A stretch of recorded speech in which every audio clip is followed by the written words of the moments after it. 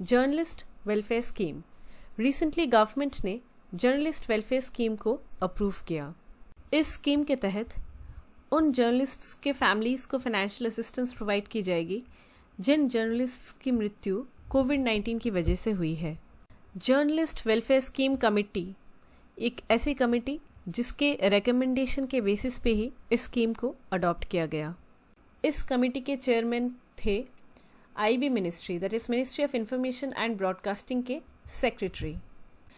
इस स्कीम के तहत 35 जर्नलिस्ट्स जिनकी मृत्यु हुई बिकॉज ऑफ कोविड-19, उनके फैमिलीज़ को 5 लाख तक की फाइनेंशियल असिस्टेंस प्रोवाइड की गई। इस स्कीम के अंदर जर्नलिस्ट्स के अराउंड 123 फैमिलीज़ को फाइनेंशियल असिस्टेंस प्रोवाइड की गई। अगली टॉपिक है BRAP या बिजनेस रिफॉर्म एक्शन प्लान। इस साल बिजनेस रिफॉर्म्स एक्शन प्लान के तहत जो रैंकिंग दी जाती है उसके बेसिस में जो टॉप अचीवर्स रहे जो स्टेट्स, वो है आंध्र प्रदेश, गुजरात, हरियाणा, कर्नाटका, पंजाब, तमिलनाडु और Telangana. Department for promotion of industry and internal trade DPIIT जो ministry of commerce and industry के तहत आती है, इसी ने इनिशिएट किया था business reform action plan in the year 2014। ये एक ऐसी एक्सरसाइज है जिसमें सारी स्टेट्स और यूनियन टेरिटरीज को रैंक दिया जाता है on the basis of reforms they have taken to simplify regulations and provide a conducive business environment in their respective states and union territories. Basically, different states and union territories ease of doing business के लिए क्या measures ले रही है, इसी के basis पे ranking।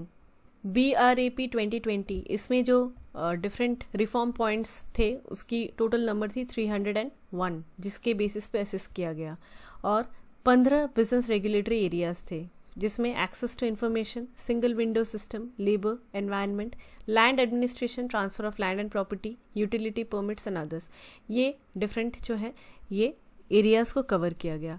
इसके अलावा 72 एक्शन पॉइंट्स और 9 सेक्टर्स में भी असेसमेंट की गई। Trade licence, health care, legal जो प्रोविजंस होते हैं वो, cinema hall, hospitality, fire, NOC, telecom, movie shooting, tourism, ये सब सारी जो चीज़ें हैं ये पहली बार इंट्रोड्यूस की गई रिफॉर्म एजेंडा में। Trade licence, health care, legal metrology, cinema halls, hospitality, fire, NOC, telecom, movie shooting and tourism, ये सारी नई थी। ब्रॉडर एम की अगर हम बात करें तो बिजनेस जो के लिए इन्वेस्टर की जो कॉन्फिडेंस होती है उसे बूस्ट करना, बिजनेस फ्रेंडली एनवायरनमेंट को बनाना और ईज़ ऑफ डूइंग बिजनेस को प्रमोट करना। स्टेट्स को प्लेस किया जाता है 4 कैटेगरीज में: top achievers, achievers, aspirers and emerging business ecosystems. तो बेसिकली ऑब्जेक्टिव है कि एक एनेबलिंग फ्रेमवर्क बनाया जाए जहाँ पे जो डिफरेंट स्टेट्स जो बहुत अच्छा टॉप अचीवर्स हैं उनकी जो लर्निंग्स है वो शेयर हो सके दूसरे स्टेट्स के साथ, और एज ए रिजल्ट इसका एक नेशन वाइड स्पिल ओवर हो।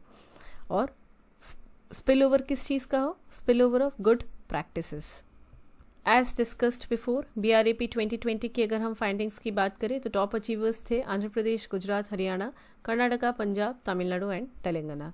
वहीं पे जो नीचे थे इमर्जिंग बिजनेस इकोसिस्टम्स कैटेगरी में अंडमान एंड निकोबार, बिहार, झारखंड, दमन दीव, दिल्ली, कश्मीर, मणिपुर, मेघालय, नागालैंड, पुडुचेरी एंड त्रिपुरा आते हैं। अगली टॉपिक है ताजिकिस्तान। रिसेंटली इंडिया और ताजिकिस्तान के बीच में एक बायलैटरल मीटिंग हेल्ड हुई। This was on the sidelines of the United Nations ocean conference जो पोर्तुगल के लिस्बन में हुई। वाटर रिसोर्सेज से रिलेटेड बातें हुई इस मीटिंग में, non conventional energy, global water action, sustainable development, इन सब से रिलेटेड बातें हुई। हम यहाँ पे देखेंगे about Tajikistan. Tajikistan central Asia की एक लैंड लॉक्ड कंट्री है, चारों तरफ लैंड है और ओपन सी के साथ इसका कोई एक्सेस नहीं है, इसीलिए लैंड लॉक्ड। इसकी कैपिटल है दुशानबे यहाँ पे।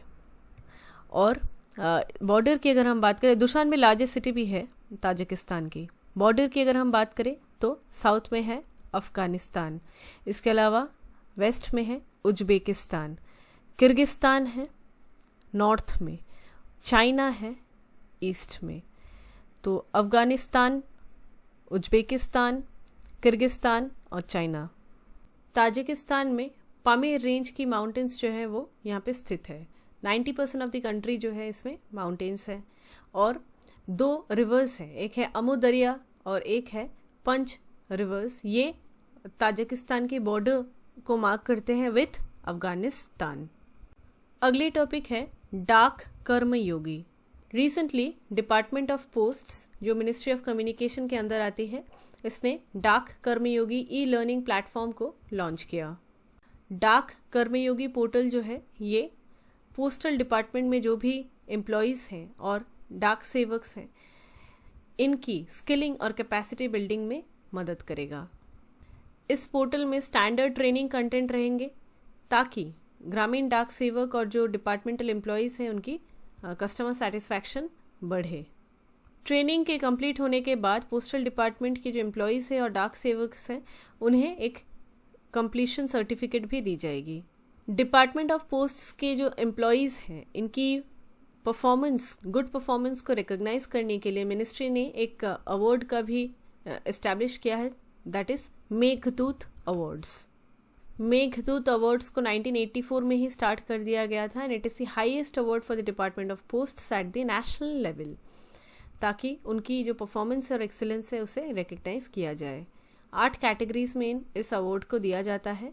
इस अवार्ड में एक मेडल, सर्टिफिकेट और 21,000 रुपीज़ का कैश अवार्ड दिया जाता है। तो coming back to the portal, ये पोर्टल जो है मिशन कर्मयोगी के तहत विजन के अंदर ये काम करेगी। हमने मिशन कर्मयोगी के बारे में पहले पढ़ा है कि ये गवर्नमेंट एम्प्लॉयज़ के में एक एफिशिएंसी लाए और ब्यूरोक्रेसी में भी एफिशिएंसी लाए ताकि मिनिमम गवर्नमेंट मैक्सिमम गवर्नेंस का जो विजन है वो फुलफिल हो। इसी के लिए मिशन कर्मयोगी को स्टार्ट किया गया था और इसी मिशन के तहत डिपार्टमेंट ऑफ पोस्ट्स के अंदर अभी ये डाक कर्मयोगी ई लर्निंग प्लेटफॉर्म जो एक पोर्टल है इसे स्टार्ट किया जा रहा है।